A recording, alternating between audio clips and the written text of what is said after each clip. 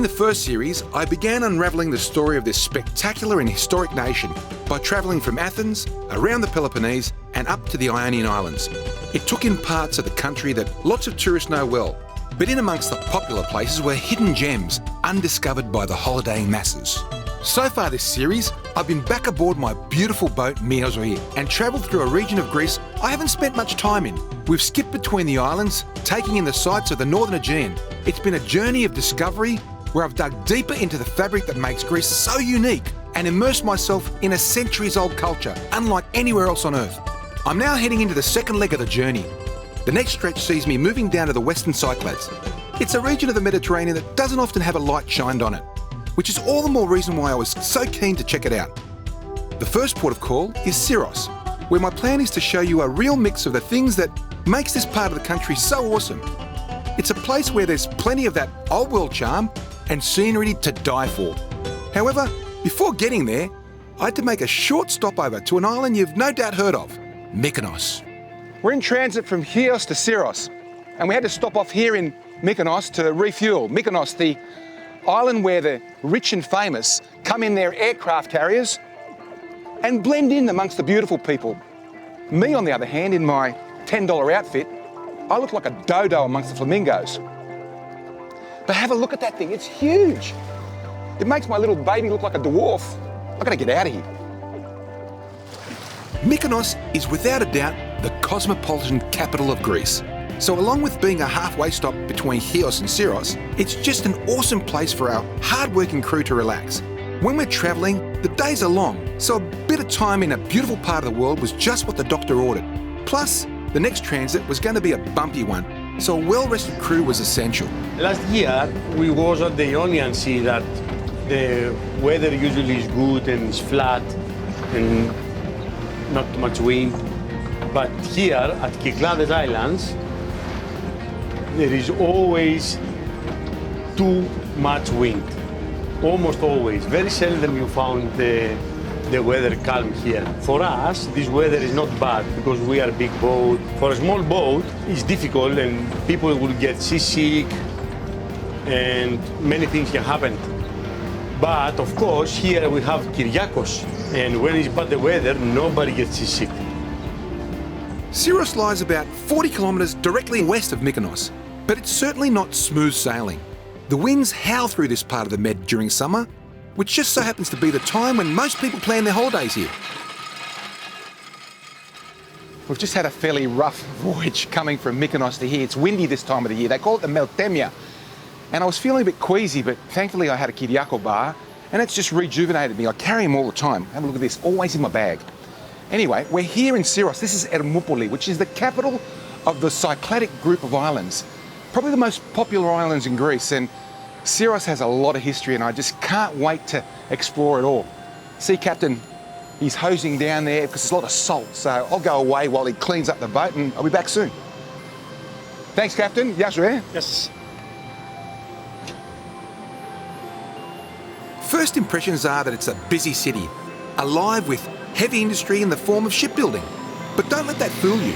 The modern trappings and maritime operations only add to the melting pot of this busy hub. Tourism might play second fiddle to industry here, but it's still a major part of the area's economy. I keep coming to these islands expecting to see the same thing, but they all have their individual personalities. Syros, the only place in Greece that has 50% of its population being Catholic and 50% of the population being Greek Orthodox. Up there is the Catholic Church, and behind me is the Greek Orthodox Church, but there's so much more. The Rebeckical music. It was the commercial hub of the 19th century. There's so much to see in just such a short time, so I've got to get moving. Dominating the skyline of Ermoupoli is the Church of the Resurrection. It occupies the highest point overlooking the city and harbour, so naturally is one of the best spots for views. The blue dome commands attention, and even the most undevoted visitors are taken aback by its presence.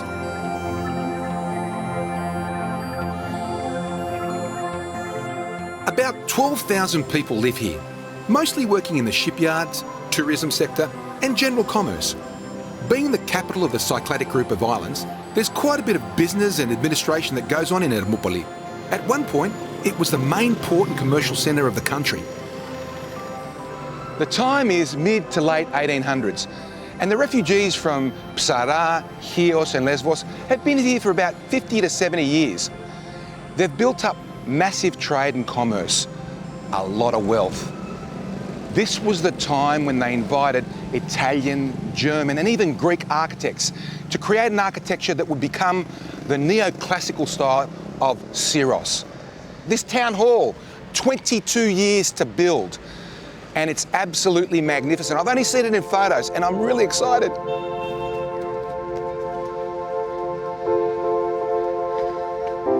I'm thinking marble was pretty important material for this neoclassic architecture.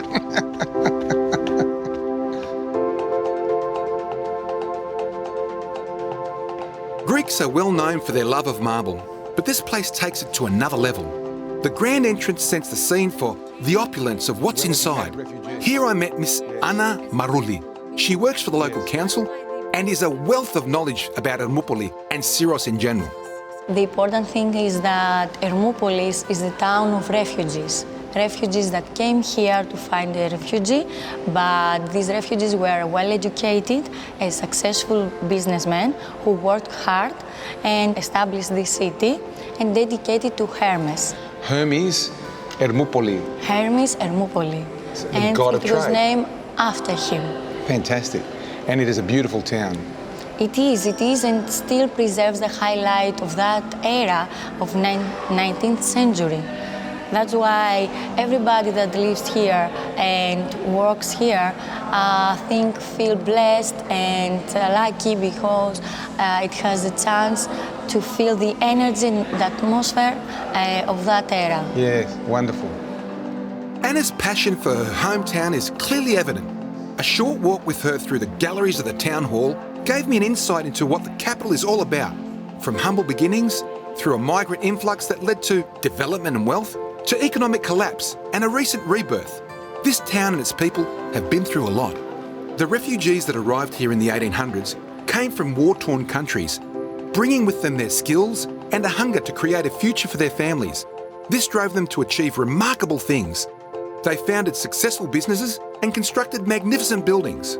But most importantly, these immigrants established homes and a healthy community that was a world away from their place of origin. The architecture around town is a testament to their success. The neoclassic mansions, shops, churches and halls are glorious examples of this period. One of the highlights is the Apollo Theatre. The grand old building was built in the 1860s and through the years has seen the greatest names of Greek theatre on its stage. It too has had a tumultuous life, with wars and economic downturn leading to the need for renovation and restoration. Today though, just like the city of Ermoupoli, it has a new lease of life.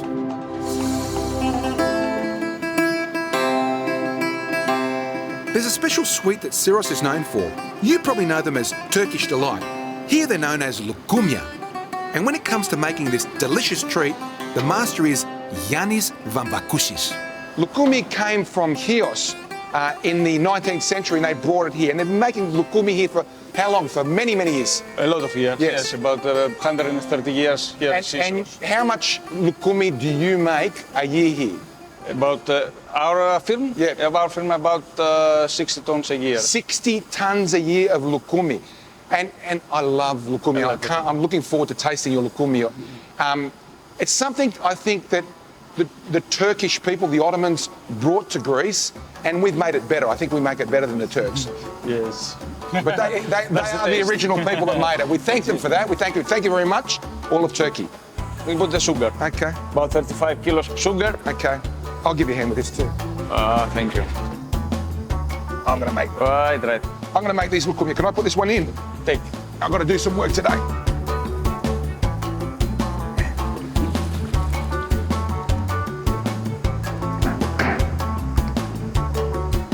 We pour in the starch solution with the water, and that will basically thicken up the emulsion of the lukumi that's being made right now. Look at that. Ooh, look at that. Looks like milk. After an hour of mixing, the colour is added. In this case, rose, but it can be other hues depending on the desired flavour. The next step is the addition of the secret solution. This is where the magic really happens. So we put the colour in, and the aroma is going to go in next. And here it is. Here's the special solution. We don't want anyone to see this. You can't watch this, I'm sorry. You can't watch this because this is confidential. You can't even see how much he put in there. Almonds are then stirred through the mixture, and 20 minutes later, it's time for the pour. Look at it just swirling around. Man, look at that stuff go! Have you ever seen anything like that before? Wow, that looks fantastic. Man, that's a lot of lukumi.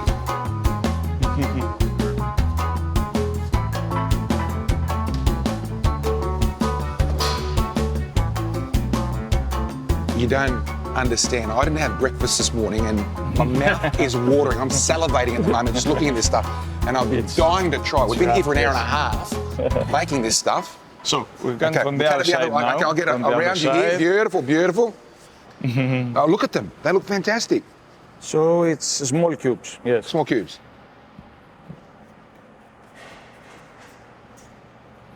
Oh, man. It's so good. Good. Have a look at that. Oh, look at it. Look at it, little. I can't leave you alone. Beautiful. I better try another one. Another one. The producer's over there. No, not yet. And the mic. No, you're not getting any yet, mate. I'll give some to the cameraman because he carries his camera. You guys do nothing. There you go, buddy. Sorry, mate. Awesome. Sorry, you're going to have to wait, okay? Okay, we'll get one you here. Yanni has been making lukumi for over 30 years, and in that time he's clearly mastered it. For him, this isn't just a means to generate an income. Yanni is truly passionate about what he produces, and his sweets are famous not just here in Ermoupoli and across Syros, but throughout all of Greece.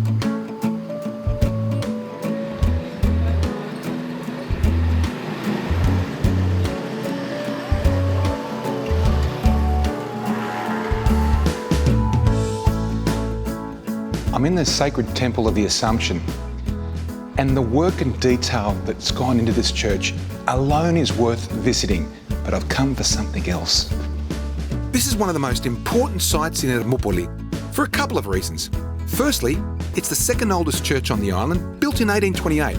It's opulent to say the least, with vibrant paintings, green marble columns and crystal chandeliers.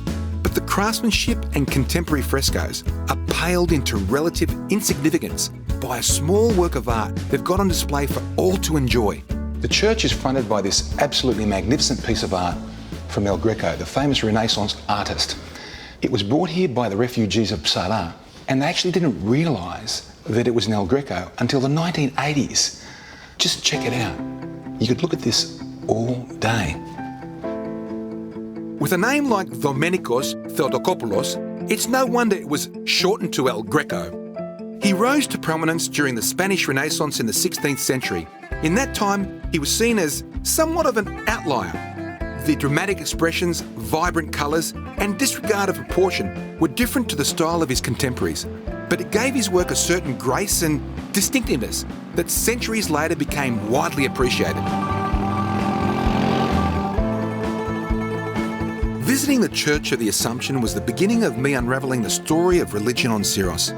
Just like everywhere in Greece, the place has several churches. The fascinating thing here is, in a country that some consider secular and heavily influenced by religion, there are two faiths living side by side. To find out more, I made my way to Syros, a town that's perched on top of a mountain overlooking the bay. Needless to say, it's a beautiful part of the island.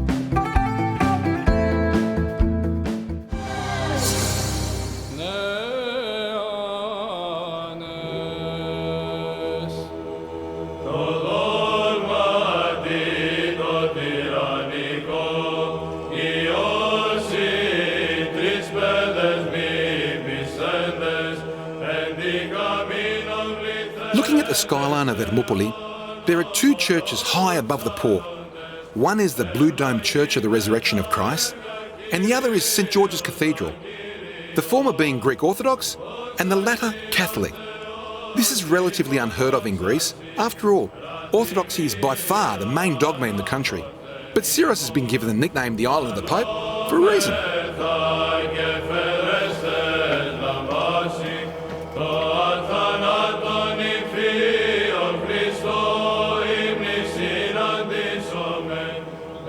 to the cathedral in Syros is a bit of a workout, but what really takes your breath away is what you discover at the top. The reward is well worth the effort. Apart from the grand cathedral, there's a quaint town with whitewashed homes and a peaceful atmosphere. Completing the picture are stunning views. But first, a history lesson. The block of land that I'm standing on epitomises the history of Syros.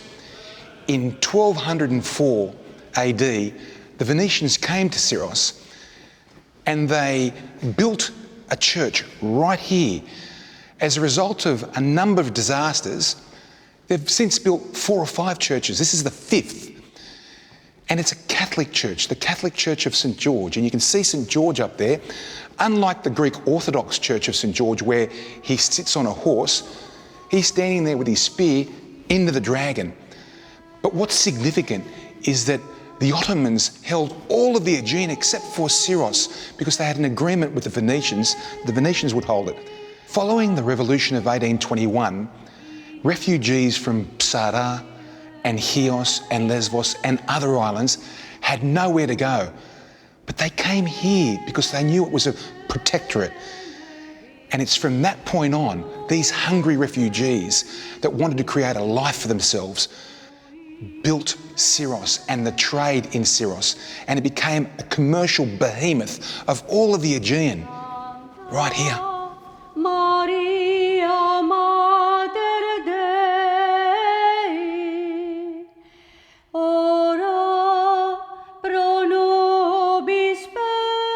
Syros is a fantastic example of how those with very little in the way of wealth or power can overcome adversity and turn their lives around through passion and hard work.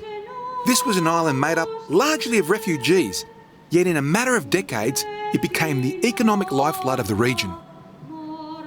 Today, the laneways of Syros seem deserted. It's a peaceful place with whitewashed homes adorned with blue doors and windows. It's the cliched image for this part of Greece. You could spend hours lost in the cobblestone walkways that snake their way through the maze of buildings. It's somewhat of a labyrinth with countless stairs and narrow paths.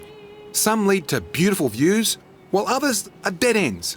One thing's for sure, a walk up here means you've earned a big lunch. We're in the heart of Syros. I couldn't be any more of a Syrioti, as they say. I'm wearing their glasses. I'm having a lukumi, which you know is a Turkish delight, and lukumi is what they have in Syros. This is what they're known for. Awesome. And down below me is Ermoupoli, the capital of Syros. And in actual fact, it's the only real city in the whole of the Cycladic island group. It's pretty magnificent. You can see the shipping in the background. Absolutely awesome.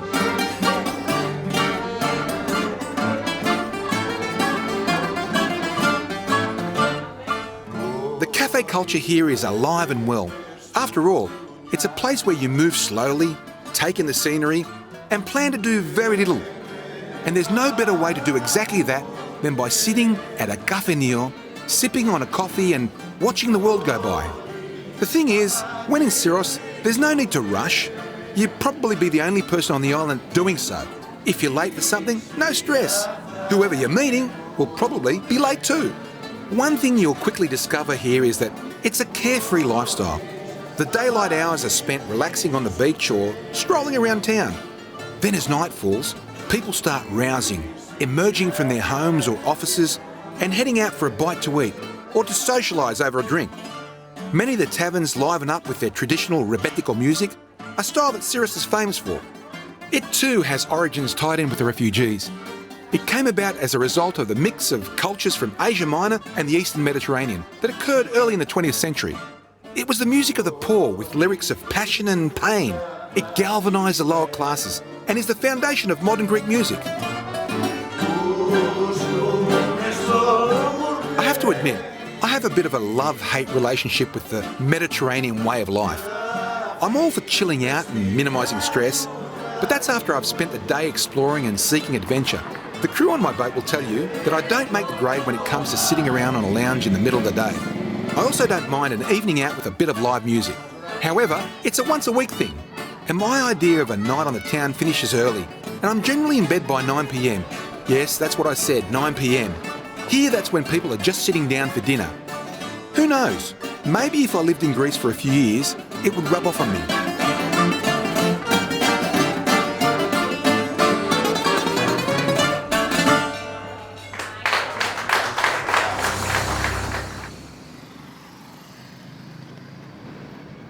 I'd heard about the industrial might of Syrus wherever I went.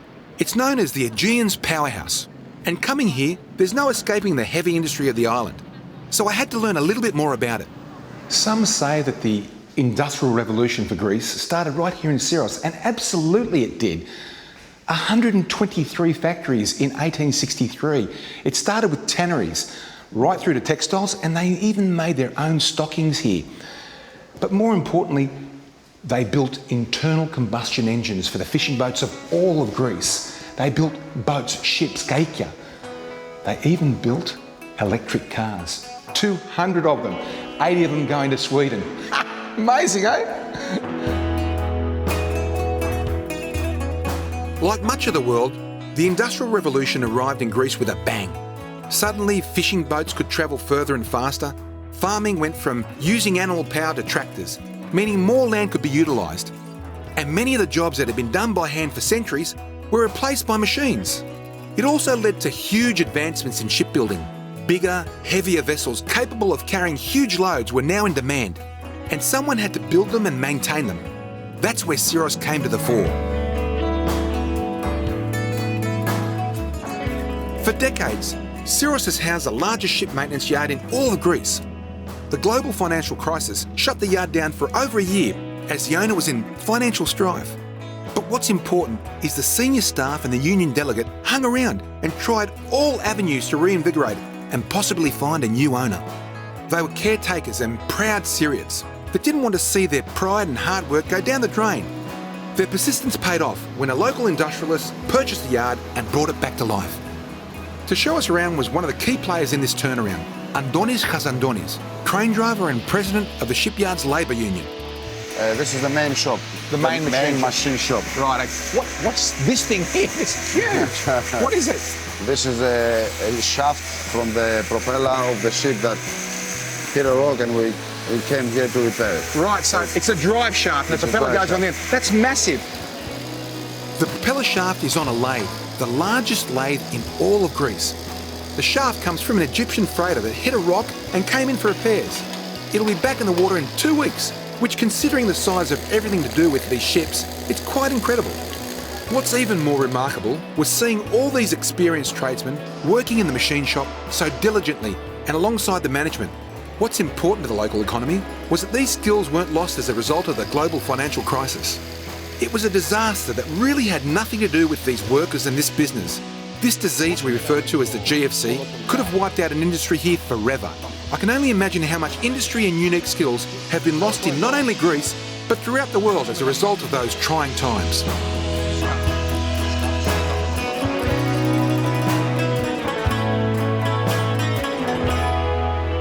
Now, I've got to tell you, I'm a little bit scared because it's been a while since I've been up in the crane box. Not many people go up in crane boxes, but I was up in crane boxes when I was in my 20s. Now in my 50s, I'm shaking a bit, right? Now, tell me, Andoni, behind me as we turn around here, I see 3 floating docks. Yes. This is the biggest one, isn't it? This is the biggest one. It's our number one, as we say, in the shipyard. It's the largest floating dock in Greece. In Greece? Yes, it can lift about 25,000 tons. 25,000 tons. Now, it's not working at the moment. You're repairing it, aren't you? Yes, it needs repair. This is number 2. The loading, it's about 15,000 tons. Right. And the small one there, which is about 2,500.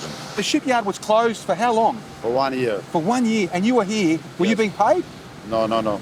Mate, that's fantastic. I mean, you stuck it out to make sure, through the Greek crisis, Yes. to see if you could get it working, which is awesome, Andoni. And now that the new Greek owners have taken over, that's being repaired, isn't it? Yes. And already, how many people are working here now? About 320 people. And you're bringing another loading dock, another floating dock. Yes, in a few months, another floating dock, bigger than the 2. So that means, how many workers will you have here in a year's time? About 1,000. The limit, the goal for us is 1,200. And so this will be, without a doubt, the biggest ship maintenance facility in all of Greece. That's right. It's a good thing.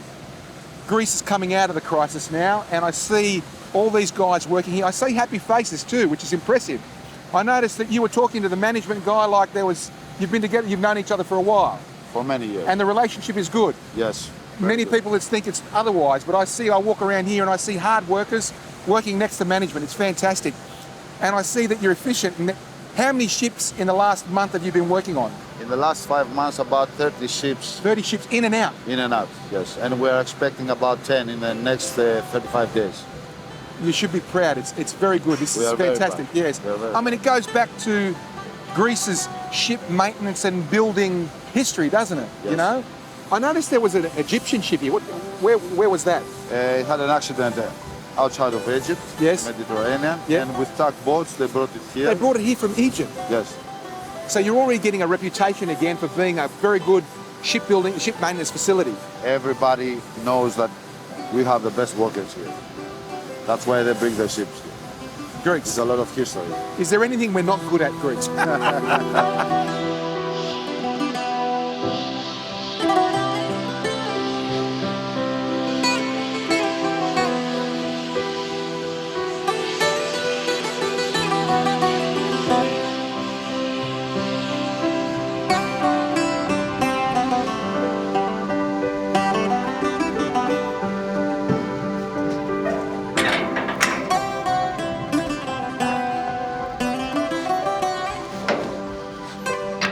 Costa.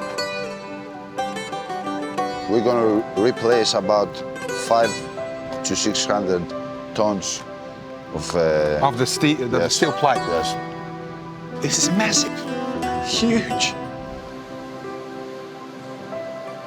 Syrus might be an industrial powerhouse, but it has a population of only 21,000 people. I think it's because it has such a tight-knit community that they were able to get through a crisis that others faltered in. Currently, there's 320 jobs here at the yards. However, with expansion plans, there's another 1,000 odd to come. But more importantly, this business is a core from which other companies and jobs are spawned. For every job at the shipyard, there's probably another few in town. This has rebuilt the island's economy, which had been stuck in a slump for many years. I can honestly say that if these young and old Syrians hadn't banded together to work through the problems, Syros probably wouldn't be as vibrant and commercially progressive as it is today. It's a lesson for how common people from the community can get together and make significant changes to local commerce.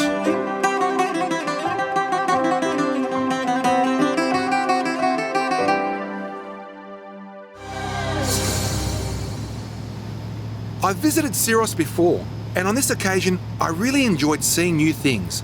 Last time the industry was just a curious backdrop, but now it means a lot more to me. However, this journey isn't all about me.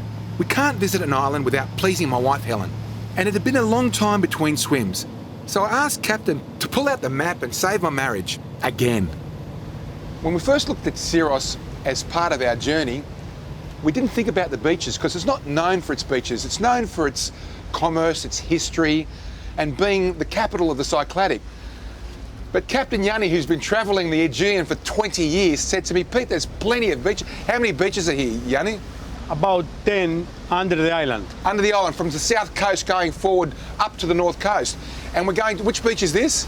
This, they call it Vari. Vari. So this is one of the first beaches as you leave Ermoupoli, coming, and it looks like it's hidden from everywhere. You've got to go into a bay, is that right? Yeah, correct. So we're just coming into it right now, and you can see a bit of a settlement over there as well. So it appears like it's a coastal retreat.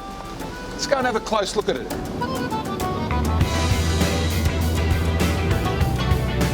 Our port side now at the moment, there is one very nice taverna that when you eat in, your feet is inside the water. Wow. See those people on the water on the beach over there?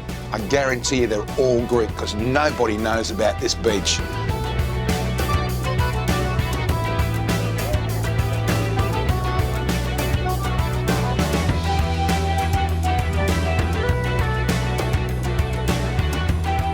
Hidden beaches, lost alcoves, and little-known towns. This is what a Greek island holiday is all about. This is where local knowledge can make the difference between an ordinary experience and something really special. We could have easily just cruised on by, totally unaware of the fantastic coastline that was begging to be explored. Man, I've got the best captain in the Mediterranean. There are many beaches. Komito is inside there, Koutello is this one, Poseidonia is this one, and Finikas is that one. That is one very nice village. Right, okay. Well, let's head into Finikas. I mean, we can't see all the beaches. The problem we've got is there's a weather front coming through tonight and we need to move to Githnos. So we're going to head straight up to Gramata where there's something special to see, and we're just going to have a quick look here and at the next beach. But, you know, you can see there's 10, 15 beaches along here. It reminds me of what the Mykonoses and the Paroses of the world would have been like 30 or 40 years ago, and it's reasonably priced. You don't need a boat like this to come here, put it that way, you know. Let's go and have a closer look, Captain.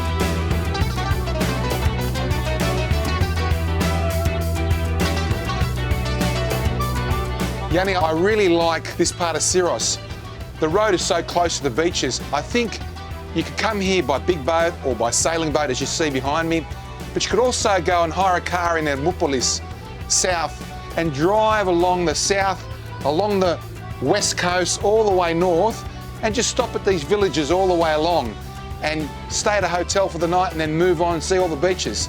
It's pretty impressive. And this area, this part of it, is obviously protected from the Meltemia, the northerly winds. Yes, it is. All the way up, the way that Syrros is slanted. So it's pretty much made for beaches.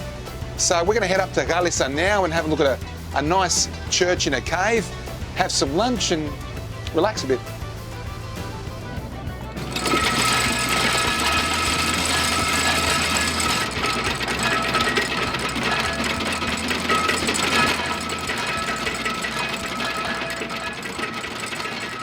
Well, I'd done my job. I scoped the beaches and now Helen was off for her 2-hour swim. That gave me a chance to investigate a story I'd read about earlier. Now, Greece is known for its theology and myths. And I shouldn't say this, but the two often come together. And here there's a local legend that I had to chase. It reminded me of the famous Jules Verne classic, 20,000 Leagues Under the Sea. So we've come, what, about 5 minutes from Galissas, the beach, about 5 minutes? Yep. And just around the corner here, a fisherman got thrown off his boat and was attacked by an octopus, mate. What? A giant octopus, buddy. Yes, a No giant way. octopus. Now, as it had the tentacles around him, he prayed to St. Stephanus, St. Stephen. He was saved, mate. He got out of the tentacles, and as a result, he built this church in this cave. It's got no ceiling, it's got no floor. That prayer saved his life, mate. Yeah. Now, I don't know if it's an urban myth or not, but it looks pretty cool.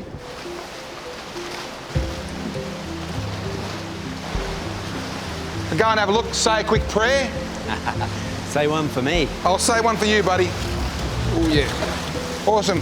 Thanks, buddy. No worries.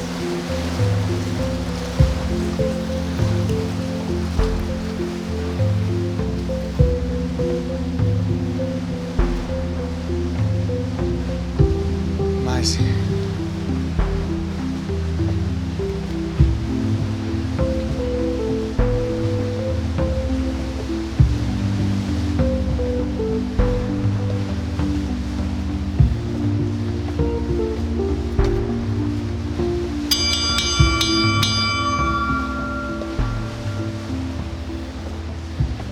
Wow.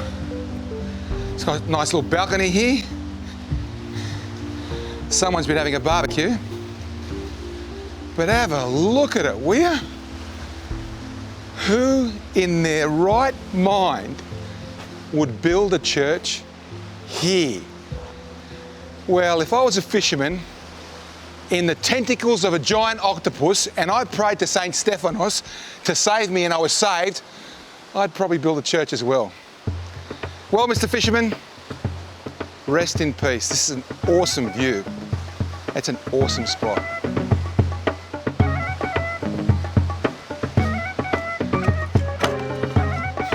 Oh, I think this fisherman wasn't the tallest bloke in the world.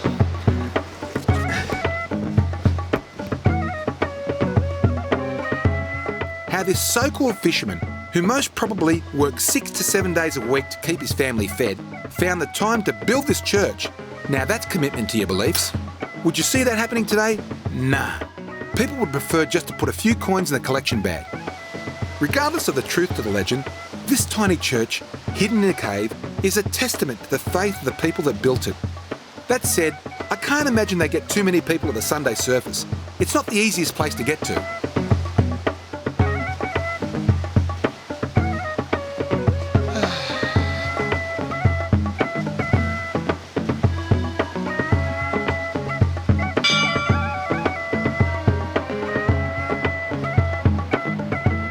These little side trips are often the most rewarding.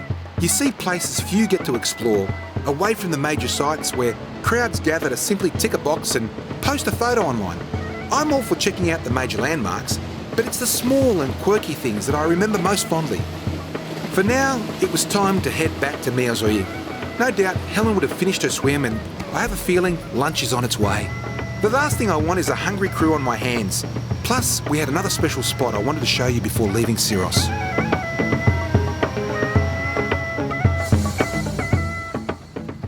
Travelling along the south coast of Syros, we've seen beaches I never knew existed.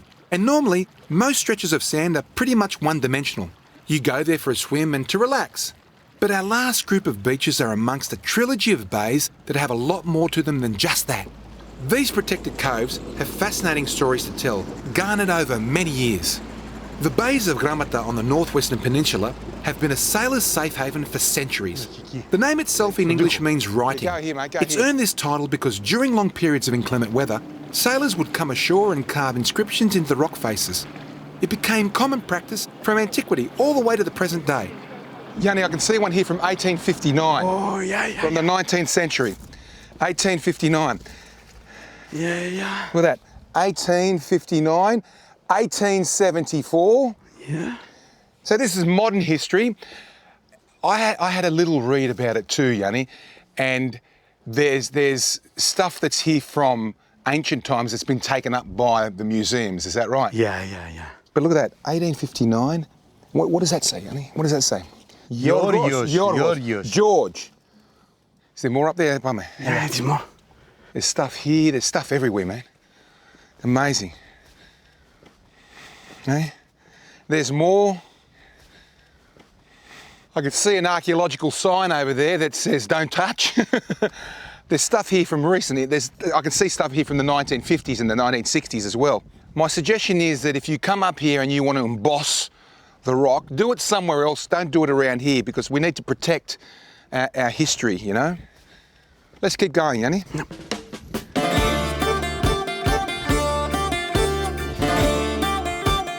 The more you look at the rock faces, the more the graffiti becomes apparent. The sailors that have etched their name onto these stones have achieved a certain amount of immortality. It'll take thousands of years for erosion to completely remove their marks. And no doubt, in that time, others will add their carvings. It's an ever-evolving palette that tells the story of those that visit.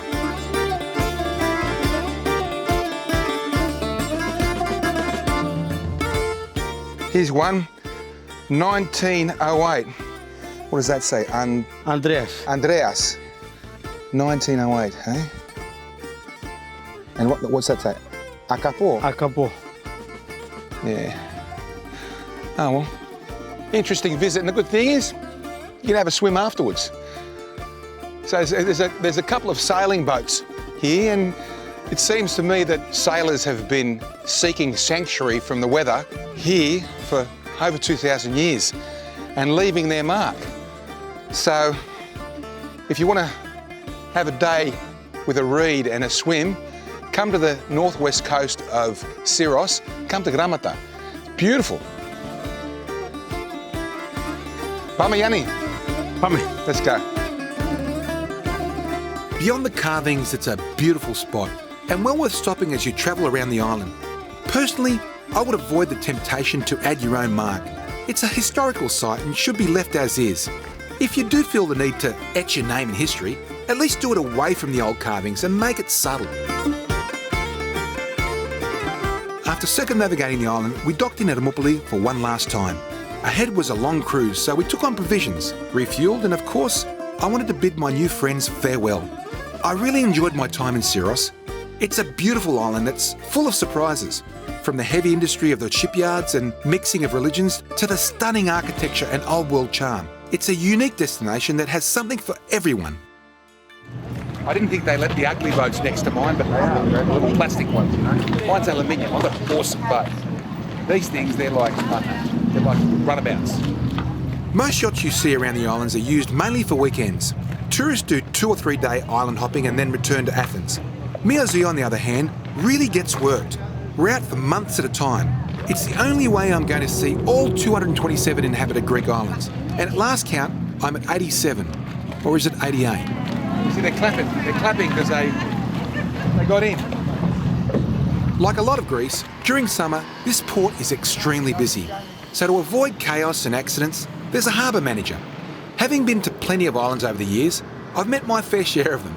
And there's one trait they all have in common: their characters. I guess you have to be to deal with all the different personalities coming into port. Here, the larger-than-life person controlling the madness is Thanasi. His quirks are many, but the one that stands out is his fashion. He somehow manages to colour-coordinate his wardrobe, from shoes to sunglasses. He even matches his folder to the scheme. Apparently, he has a different outfit for every day of the month. Now that's dedication. Our crew are dedicated too.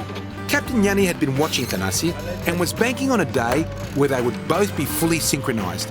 Sure enough, that day arrived. Another great character I met was Andonis. He's a retired barber who spends his days giving free haircuts to the elderly, up on Anosiros.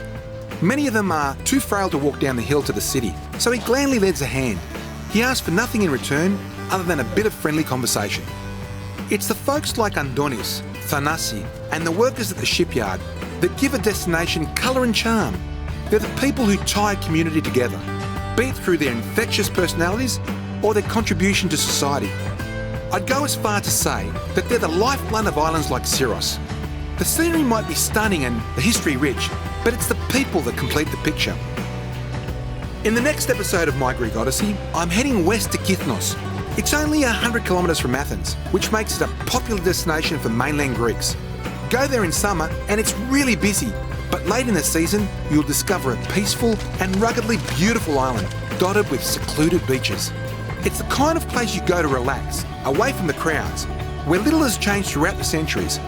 I'll show you what makes it a favourite weekend escape for locals, but also dig a little deeper to unearth a few lesser-known highlights, from thermal baths and ancient ruins to hidden coves and sunken treasures. It's an episode that will take you above and below the water to discover yet another fantastic piece of Greece.